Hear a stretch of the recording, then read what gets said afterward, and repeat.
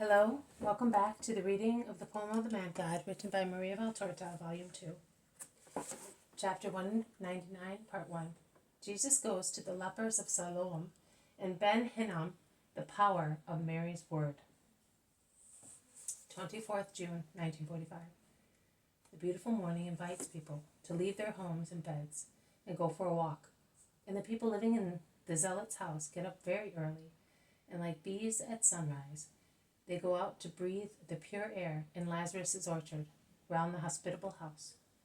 They are soon joined by Lazarus' guests, that is, Philip, Bartholomew, Matthew, Thomas, Andrew, and James of Zebedee.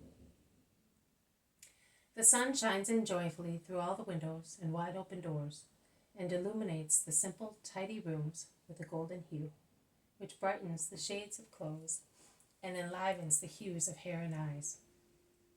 Mary of Alphaeus and Salome are busy serving the men who enjoy a hearty appetite.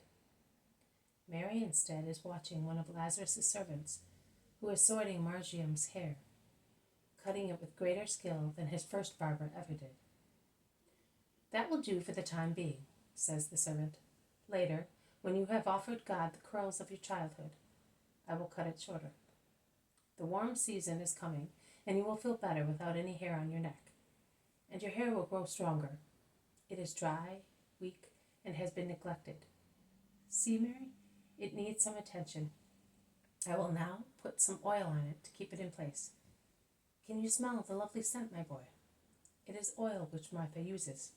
It is very good. Almond, palm, and medulla of the finest quality with a rare essence.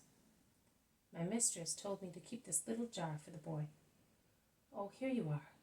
You now look like the son of a king." And the servant, who is probably the barber of Lazarus' house, pats Margiam on the cheek, greets Mary, and goes away looking quite satisfied. "Come and let me dress you," says Mary to the boy, who has on only a short tunic with short sleeves. "I think it is a shirt, or what was used in those days as a shirt. By its fine linen, I gather that it must have belonged to Lazarus when a boy." Mary takes off the towel in which Margiam was enveloped, and puts on him a linen vest puckered round the neck, and cuffs, and a red woolen robe with wide neck and sleeves. The shining snow-white linen protrudes from the neck opening, and the sleeves of the red, dull cloth. Mary's skillful hands must have adjusted the length of the robe and of the sleeves during the night, and it now fits the boy, particularly when Mary girds his waist with a soft sash adorned with a woolen white and red tassel. The child no longer looks like the poor little creature of a few days earlier. "Now go and play, but do not get dirty while I get ready," says Mary, caressing him, and the boy bounds out happily, looking for his big friends. Thomas is the first one to see him. "How lovely you are! Fit for a wedding." "You make me cut a poor figure," says plump Thomas, who is always merry and genial. And he takes him by the hand, saying, "Let us go and see the women. They were looking for you to feed you." They go into the kitchen, and Thomas causes the two Marys, who are bent over the kitchen stove, to start, when he shouts in his loud voice, "There is a young man here looking for you." And laughing, he introduces the boy, who is hiding behind his robust back. "Oh dear, come here, that I may give you a kiss. Look, Salome, how lovely he is," exclaims Mary of Alphaeus. "He is indeed. All he needs now is to become more robust, but I'll see to that. Come here, that I may kiss you too," replies Salome. "But Jesus is going to entrust him to the shepherds," objects Thomas. "Not on your life. My Jesus is mistaken here. What can you men do, or pretend you can do? You are only good at quarreling, because incidentally you are rather quarrelsome, like little goats which are fond of one another, and gore one another with their horns, at eating, speaking, and you have 1,000 needs that you claim the master to pay all his attention to you. Otherwise you become sulky. Children need mothers. Is that right? What is your name?" "Margiam." "Of course. But blessed be my Mary. She could have given you an easier name. It's almost like hers, exclaims Siloam. Yes, but hers is more simple. There aren't those letters in the center of it. They are too many. The Iscariot, who has just come in, says, she gave a name which is precise in its meaning, according to the genuine old language. All right, but it is difficult, and I will take one letter away, and say Marzium. It is easier, and the world will not collapse because of that. Is that right, Simon? Peter, who is passing by the window, speaking to John of Endor, looks in and asks, what do you want? I was saying that I shall call the boy Marzium. It is easier. You are right, woman. If the mother allows me, I will call him thus too. But how wonderful you look. So do I, eh? Look. In fact, he is perfectly tidy. His cheeks have been shaved, his hair cut, his beard trimmed and scented with oil. His clothes show no creases, and his sandals are so clean that they look like new ones. I do not know what he has polished them with. The women admire him, and he laughs happily. The boy has finished eating and goes out to meet his great friend, whom he always calls Father.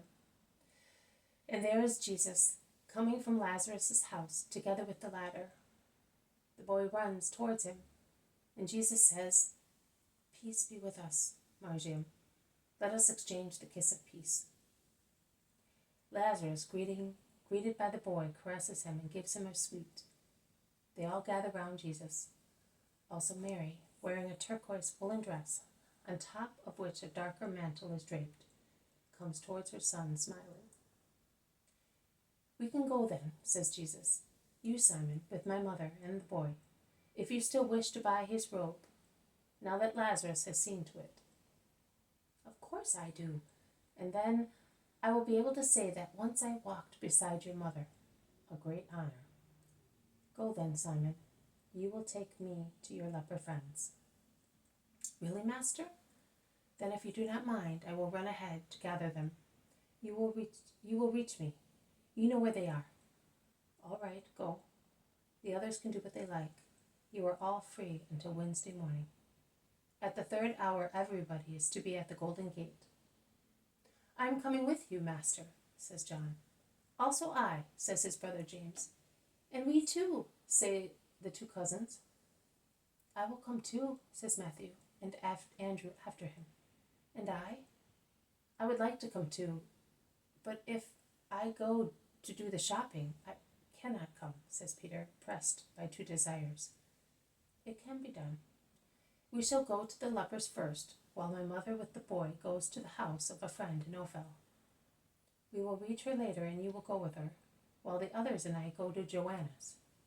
We will meet at Gethsemane for our meal, and towards sunset we will come back here.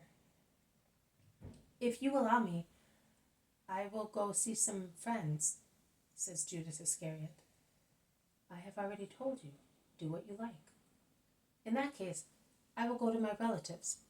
Perhaps my father has already come. If he is there, I will bring him to see you, says Thomas. What about us two?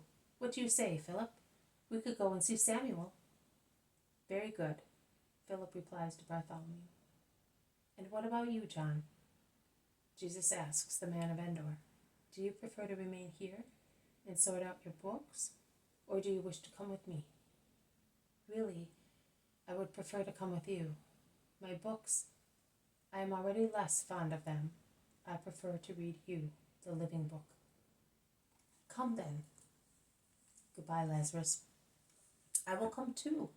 My legs are a little better, and after we have seen the lepers, I will leave you and go to Gethsemane and wait for you there. Let us go. Peace to you, women.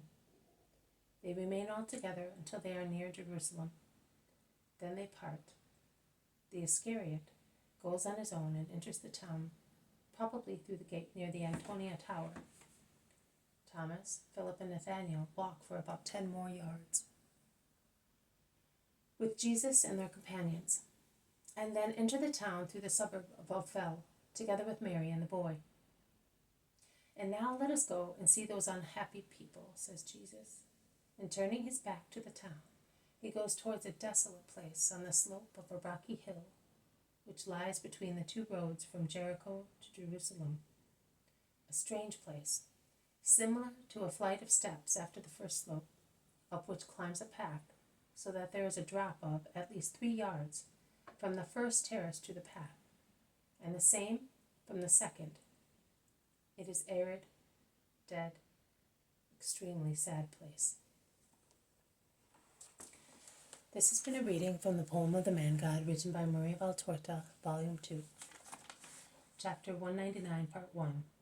Jesus goes to the lepers of Siloam and Ben Hinnom. The power of Mary's word. Thank you for listening. I will see you tomorrow. May God bless you, and may peace be with you.